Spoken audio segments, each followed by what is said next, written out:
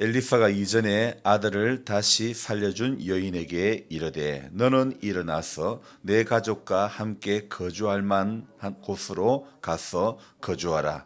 여호와께서 기근을 부르셨으니 그대로 이 땅에 7년 동안 임하리라 하니 여인이 일어나서 하나님의 사람의 말대로 행하여 그의 가족과 함께 가서 블레셋 사람들의 땅에 7년을 우거하다가 7년이 다함에 여인이 블레셋 사람들의 땅에서 돌아와 자기의 집과 전토를 위하여 호소하려 하여 왕에게 나아갔더라. 아멘. 이제 저를 봅시다. 여러분 오늘 비가 오는 가운데서도 잘 나오셨습니다. 저는 일주일에 2번씩 도수 치료를 받으러 다니고 있는데요. 도수 치료를 받으러 이렇게 가면 저를 치료해 주시는 그 물리치료사가 항상 하는 말이 목사님 가슴을 펴세요. 어깨가 모이면 안 된다. 목을 거북목이 되면 어깨가 아프다고 자꾸 그런 거예요. 그래 목을 거북목이 안 되도록 하라 그렇게 말해줍니다. 하지만 새벽에 일어나서 성경을 묵상하고 또 노트북으로 글을 적다 보면 저도 모르게 가슴이 모이게 되고 또 저도 모르게 말씀을 깊이 묵상하려 보면 목이 쭉 나오게 되는 그런 저의 모습을 이렇게 발견해 봅니다. 그래서 요즘은 독서대 아래에다가 이제 책꽂이 20cm 정도 높이 되는 걸 놓고 그 위에다 독서대를 올려가지고 성경을 보고 있는데 그래서 눈높이를 성경을 보는 눈높이를 아래 숙여서가 아니라 올려가지고 이렇게 쳐다보고 있는 것이죠. 그래서 성경 보는 데는 그래도 가슴을 의지적으로 더 펴고 이렇게 하지만은 문제는 글을 쓰려면 장시간 노트북을 가지고 들여다보고 양손으로 이렇게 자판을 두들겨서 글을 적다 보면 저 자신도 모르게 또 목은 나오고 어깨는 움츠려 드는 그런 모습이 이렇게 되어진다는 거죠. 조심은 한다고 의식은 한다고 하지만은 왜 저도 저 자신도 모르게 자꾸 자세가 흐트러지고 있구나 이런 것을 발견해 봅니다. 여러분 몸의 건강도 특히 정형외과적인 질환은요 자세가 얼마나 중요한지 모른다는 거죠. 신앙생활에도 마찬가지입니다. 몸의 건강생활과는 비교가 안 될 정도로 귀중한 것이 여러분 바로 신앙생활의 자세라는 겁니다. 신앙생활의 자세. 우리 성도들이 하나님을 하나님으로 믿는 것은 여러분 당연한 거 아닙니까? 하나님을 하나님으로 믿는 것이지 뭐 하나님을 부처럼 믿나요? 하나님을 하나님으로 믿는 거 당연한 거 아닙니까? 그런데요, 문제는요, 당연한 자세인데 하지만 안타깝게도요, 구원받았다고 하는 사람들 가운데서 하나님을 하나님으로 알지 못하는 사람들이 하나님을 하나님으로 믿지 못하는 사람들이 많다는 것입니다. 하나님을 하나님으로 아는 것과 하나님을 하나님으로 믿는 것과 이 말이 같은 말입니까? 틀린 말입니까? 하나님을 하나님으로 아는 것과 하나님을 하나님으로 믿는다는 것. 여러분 같은 말일까요? 틀린 말일까요? 눈 감고 나는 몰라요. 그러면 안 되고. 자, 지금 질문입니다. 하나님을 하나님으로 아는 것과 하나님을 하나님으로 믿는 것하고 같은 겁니까? 틀린 겁니까? 같은 겁니까? 자, 그러면 제가 예를 들어 볼게요. 예수님의 제자 중에 수제자가 누구죠? 베드로. 자, 베드로 그는 어떤 신앙이었는가? 마태복음 16장 16절에 베드로가 이런 고백합니다. 주는 그리스도시요 살아계신 하나님의 아들입니다. 이런 고백합니다. 그래서 우리 예수님이 바요나 시몬아 네가 복이 있다. 그렇게 주님이 말씀해 주셨죠. 자, 그런데 우리 예수님이 그 고백 뒤에 너는 베드로라. 너는 베드로라 그러면서 주님께서 내가 이 반석 위에 내 교회를 세우겠다. 주님이 그런 말씀하시지 않았습니까? 자, 그런데요. 너는 베드로라고 주님이 그렇게 인정해 주시고 그러는데 우리 예수님이 어느 날 내가 예루살렘에 올라가서 십자가를 지게 될 것이다. 그 이야기를 해줍니다. 그럴 때 어떻게 합니까? 예수님의 그 말씀에 그러면 안 된다고 그런 일이 죽게 일어나면 안 된다고 그렇게 하다가 결국에는 끝에는 우리 주님께 한 소리 듣습니다. 무슨 소리 듣습니까?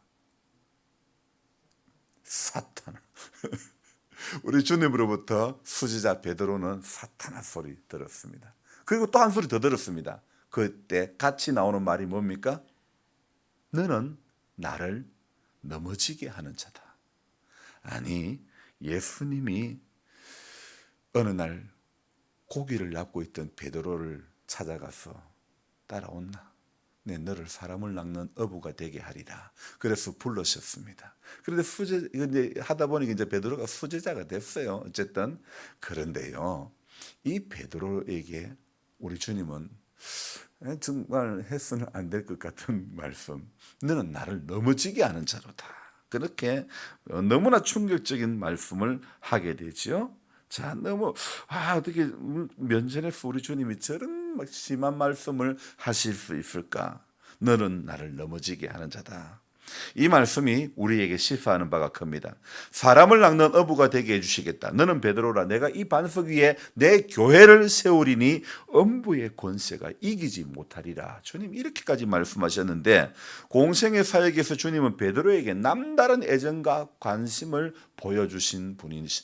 보여주셨는데, 하지만 결정적인 순간에 돌아서고 마는, 뒷북치고 마는 인생들처럼 어마무시한 말씀을 베드로에게 하고 마는 것이죠. 그러나 성경에서요, 예수님이 아주 완고하고 매우 강한 의조로 말씀을 하실 때는 그만큼 그 강한 의조를 통해서 하시고자 하는 뜻이 있다는 거죠.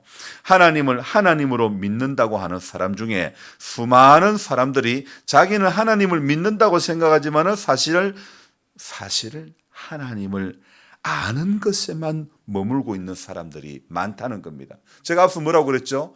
하나님을 아는 거하고 하나님을 믿는 거하고 같은 거냐 물어봤죠. 자, 이제는 어떻게 대답할 수 있습니까? 같다고 대답할 수 있습니까? 다르다고 대답해야 됩니까?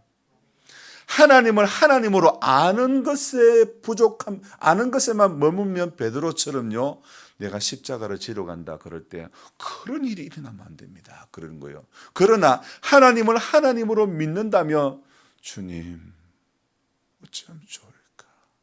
베드로의 예수님의 말씀 앞에 베드로는 그런 일이 일어나면 안 된다. 그렇게 해서는 안 되지 않을까요? 여러분, 그겁니다.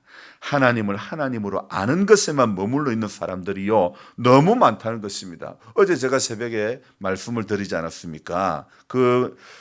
김동호 목사님의 날마다 기막힌 새벽에 거기에 그 말씀 가운데 이런 말씀을 제가 드리지 않았습니까? 믿는다고 하지만은 영생을 위하여 아무것도 준비하지 않는 사람들. 참 제목이 기가 막힙니다. 믿는다고 하면서 영생을 위하여 아무것도 준비하지 않는 사람들. 오늘 우리가 자칫 잘못하면 그런 길을, 그런 모습으로 믿음 생활을 할 수도 있다는 것입니다. 하나님을 아는 것에만 머물러 있으면 영생을 위하여서 아무것도 준비 안 하는 그런 인생이 될 수 있다는 것이죠. 그래서 이때까지만 해도 베드로는 수제자의 모습을 발견할 수가 없어 보입니다. 하나님을 아는 것에만 머물러 있는 사람은 생각하기를 하나님이 나를 부자를 만들어 주셔야 되고, 하나님이 내 몸을 건강하게 해주셔야 되고, 하나님 내가 하는 모든 일들이 잘 되게 해주셔야 되고, 하나님이 내가 모든 필요로 하는 것을 다 채워주셔야만 한다고 생각합니다. 하나님 나라에는 관심이 1도 없으면서요, 저와 여러분들이 오늘 기도하러 오는 것은요, 하나님 나라에 대한 관심을 가지기 위해서 오는 겁니다. 이 나라 새로운 정부에 대한 관심을 가지기 위해서 오는 것이 아니라 저와 여러분들이 이 비를 뚫고 오는 것은요, 하나님 나라에 대한 관심을 가지려고 오는 겁니다. 장차 우리가 영혼이 머물 그 나라에 대한 관심을 가지기 위해서 오는 것이지, 하나님 내 몸을 고쳐줘야 되고, 하나님 내 자식 잘 되게 해주셔야 되고, 하나님 내 필요를 전부 다 채워줘야 되고, 여러분 그게 아니라는 것입니다. 하나님 나라에 관심을 있어야 되는 겁니다. 하나님의 지위를 이용하여 부자가 되고 병 고침 받고 자기가 원하는 것, 소원 성취하는 것, 걱정 없이 편안하게 사는 것, 그런 데만 관심이 있으면 안 된다는 겁니다. 예수님을 3년간 쫄쫄 따라다녔던 사람의 결과도 이런 믿음에 머무르고 마는데, 어제 우리가 같이 살펴본 수냄 여인 어떻습니까? 아주 평범해 보이는, 이름도 알려지지 않은 이 수냄 여인에 대해서 성경은 우리가 어제 봤던 사장에서 한 귀한 여인이다, 그렇게 이름은 모르지만은 그렇게 성경은 말하고 있죠. 한 귀한 여인. 자, 여러분, 다른 말로 하면 위대한 여인이다, 이렇게 번역을 할 수도 있습니다. 자, 저를 봅시다, 전사님. 왜 성경이 한 사람의 이름을요, 이름은 말하고 있지 않는데 말씀을 하기를 한 귀한 여인이다, 이렇게 이야기할 때는요, 자, 이 여인에 대해서 성경이 말씀하시고자 하는 바가 무엇인가? 그녀에게 어떤 모습이 비춰졌기 때문에 한 귀한 여인이다, 이렇게 말씀하실까요? 자, 이 여인에 대해서 살펴보면 단지 부유한 여인이라기보다는 위대한 여인이라고, 그런 생각이 절로 드는 겁니다.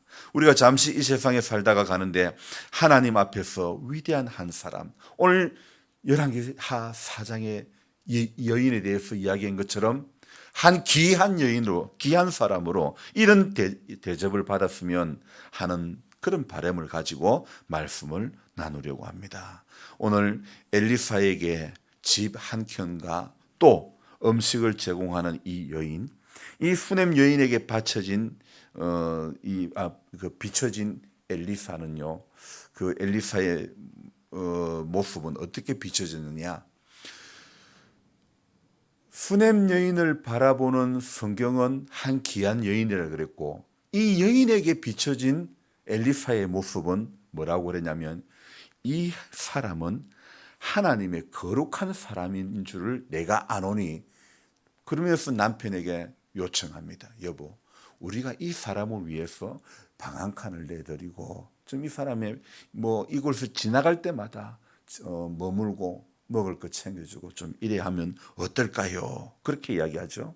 자, 이 여인에게 비춰졌던 엘리사의 모습, 저는 오늘 말씀 읽고 묵상하면서 거룩한 하나님의 사람, 저와 여러분들이 닮아야 할 모습이 아닐까요? 여인의 세심한 배려와 헌신은요, 하나님을 향한 뜨거운 열심을 가진 자만이 할 수 있는 행동이며, 이러한 행동은 결국 하나님의 크신 축복을 누리는 계기가 되는 것입니다. 수냄 여인의 신앙은요, 또 그녀의 섬김은 참으로 값진 것이었습니다. 이 여인은 자신에게 주어진 재물과 물질을 가지고 무엇을 해야 할지를 잘 알고 있었던 귀한 믿음의 사람이었습니다. 그래서 그녀의 가정은요, 수냄 지방에서 상당한 지위와 부를 누렸을 것으로 생각되지만은, 그러나 나이가 많았으나 자녀가 없었다, 사장에서 이야기하고 있죠.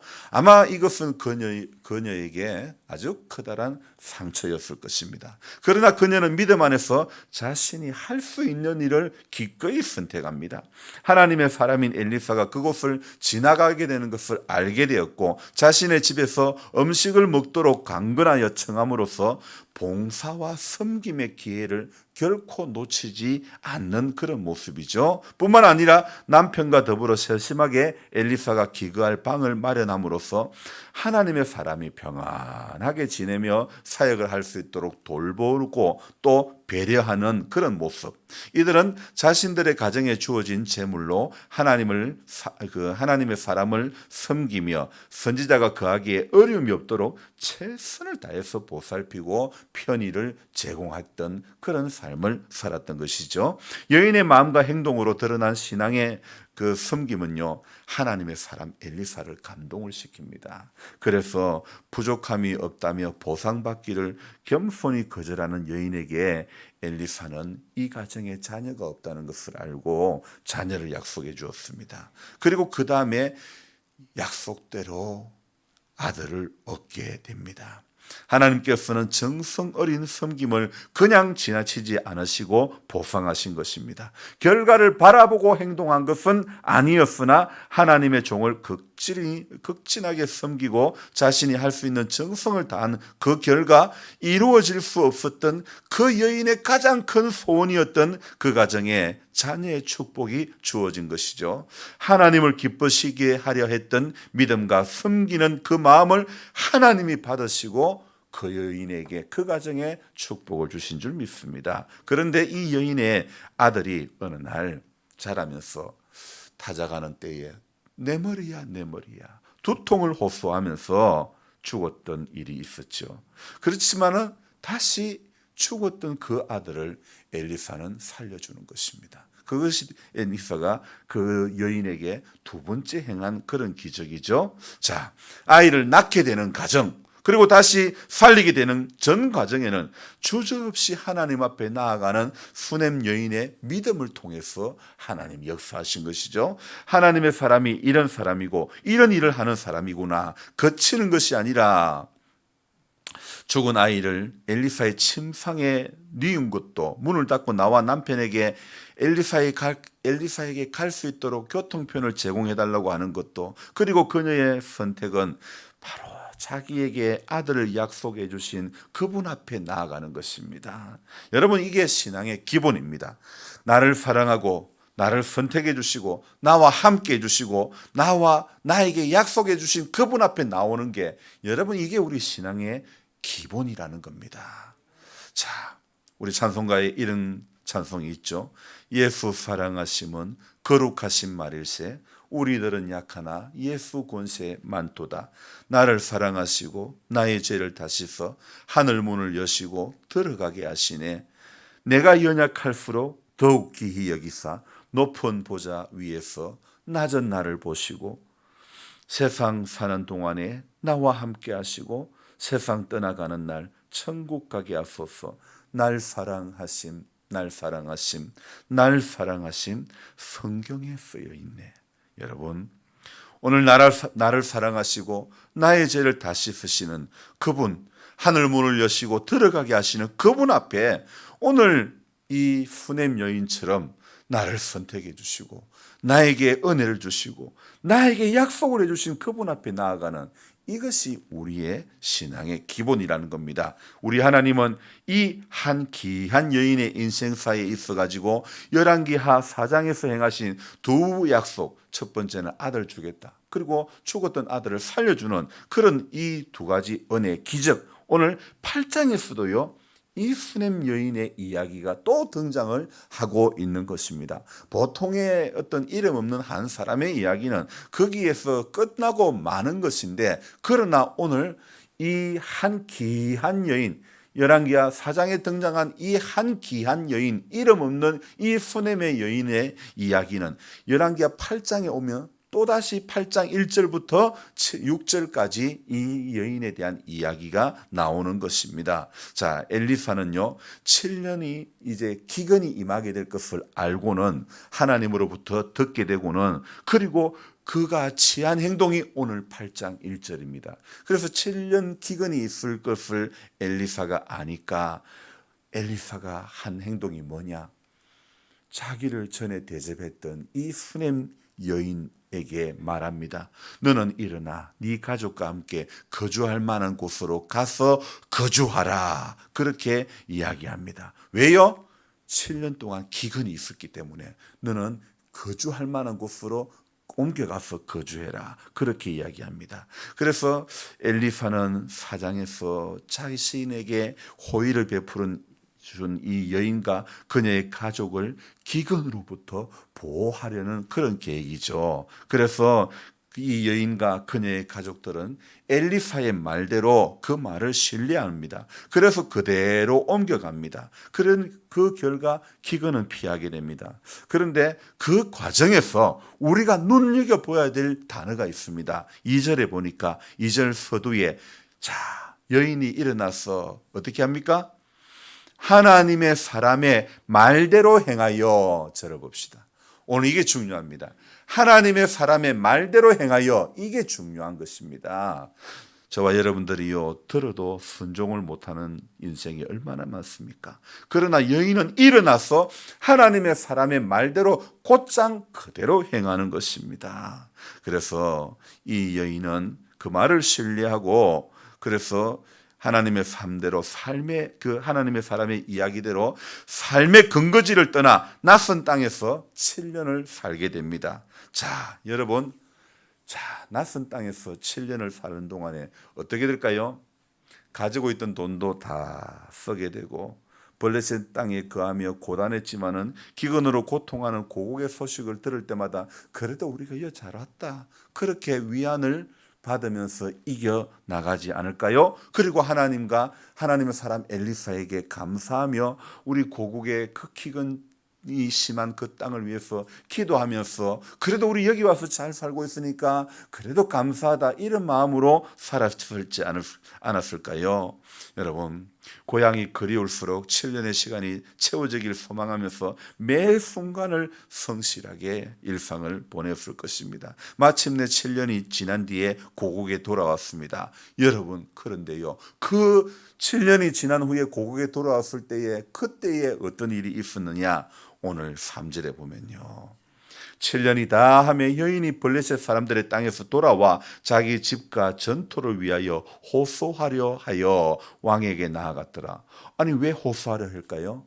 7년이 지나서 돌아와서 보니 자기 집 전토가 전부 다 빼앗기고 말았던 것이죠. 빈털터리가 되고 말았던 것이죠. 자, 여러분, 기가 막힌 상황입니다. 그래서 아들과 함께 송사하러 왕 앞에 나아갑니다. 근데 그 뒤에 이어서 수넴 여인이 이제 4절 5절에 호소하러 나아간 때 왕이 엘리사의 산 게하시로부터 엘리사의 행적 가운데 수넴 여인과 죽음에서 다시 살아난 그녀의 아들에 대한 이야기를 4절 5절에서 듣게 됩니다. 자, 여인은 무사히 고국에 돌아올 수 있었음에 감사했을 것입니다. 그러나 새로운 문제가 그녀의 삶과 그녀의 가정에 또 닥쳐왔습니다. 자, 그녀에게는 지금 무엇이 문제입니까? 들어보세요. 빈손. 바로 빈손이 문제라는 겁니다. 빈손. 그녀는 지금 이제 7년은 기근을 피해서 잘 살다가 이제 돌아왔지만은 그녀의 가정은 지금 빈털터리, 빈손이 되고 말았던 것이죠. 새로운 문제, 바로 이 빈손이라는 문제. 그러는 이 여인은 7년간 때마다 일용할 양식을 주셨던 하나님의 손길을 의지하며 기도했을 것입니다. 하나님은 그녀를 형통케 해주셨습니다. 게하시로 하여금요, 그녀와 그녀의 아들 이야기를 왕에게 하게 하시고, 왜냐하면 엘리사의 산 게하시가 그 일련의 모든 과정을 다 지켜보았잖아요. 그래서 이 게하시가 왕에게 그녀와 그녀의 사정을, 그 집안의 이야기를 엘리사가 이렇게 사역할 때 그곳을 지나갈 때마다 방을 내주었어, 방을 꾸며줘가지고 편안하게 거할 수 있도록 이런 이야기들을 다 이제 왕 앞에 하는 것입니다. 그래서 그때에 여인이 왕에게 나아가게 하신 거죠.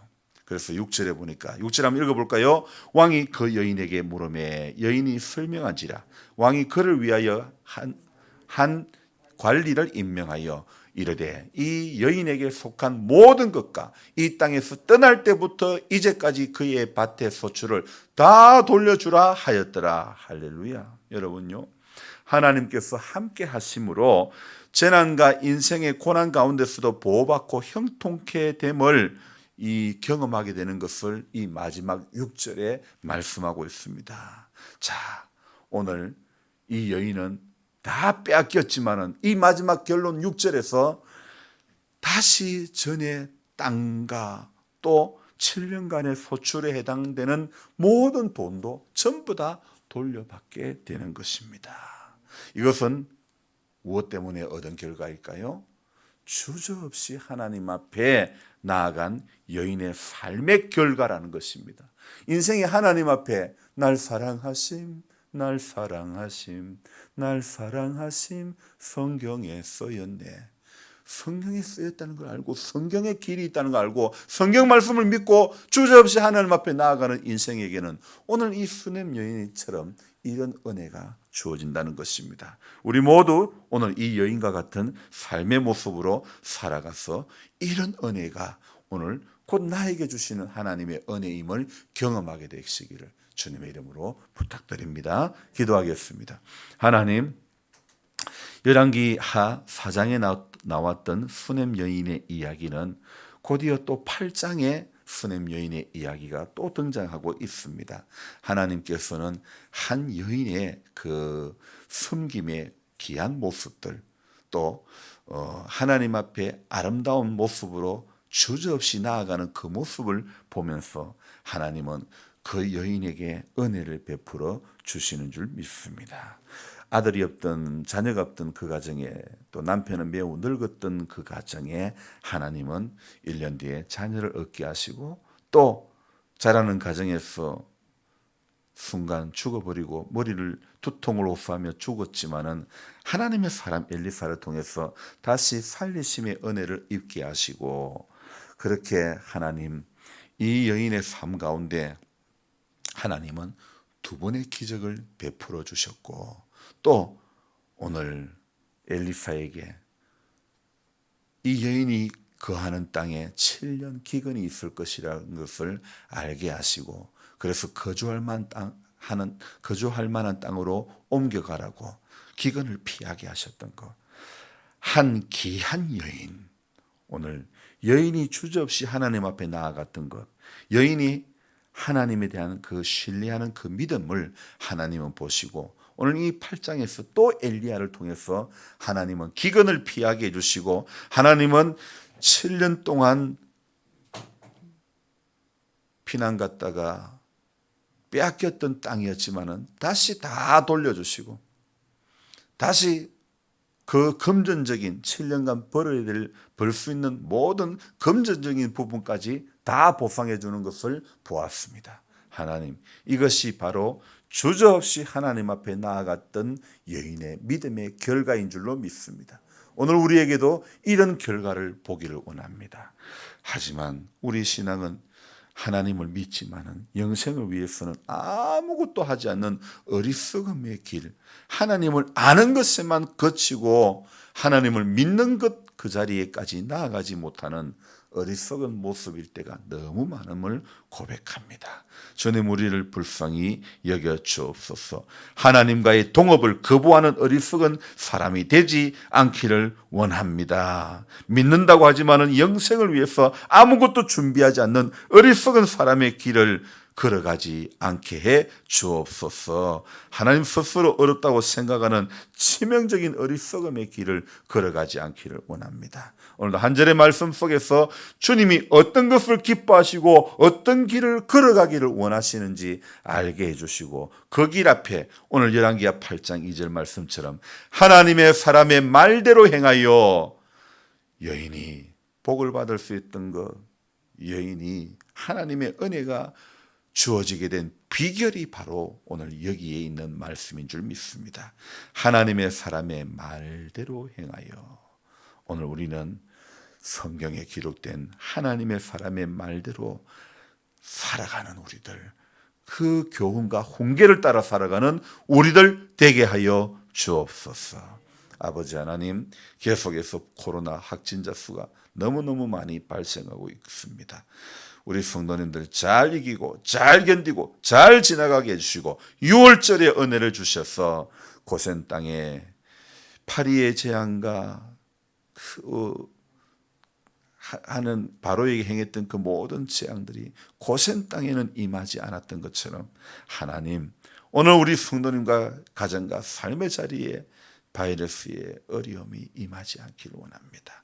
하나님께서 함께 해주시고 도와주시고, 주님, 끊임없이 우리는 주님 앞에 주저없이 나아가는 인생 되어지게 하여 주옵소서. 귀하신 예수님의 이름으로 감사하며 기도드리옵나이다. 아멘. 간절한 마음으로 주여 부르고 기도합니다. 주여!